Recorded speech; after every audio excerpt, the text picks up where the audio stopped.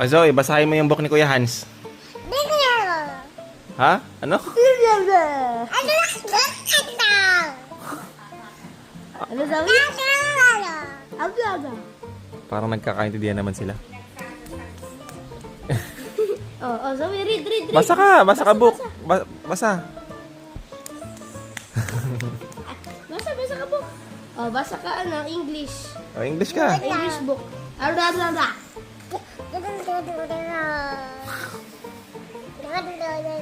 Ang bilis mo na pala magbasa. Blah. Oh, yan likod naman, yan likod. Ang bilis niya na pala magbasa eh.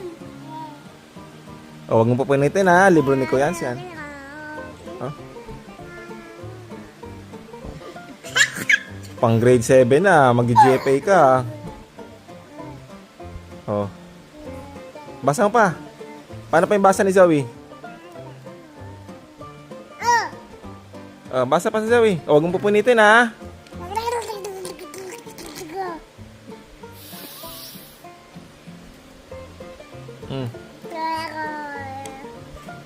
Ang daldal mo naman.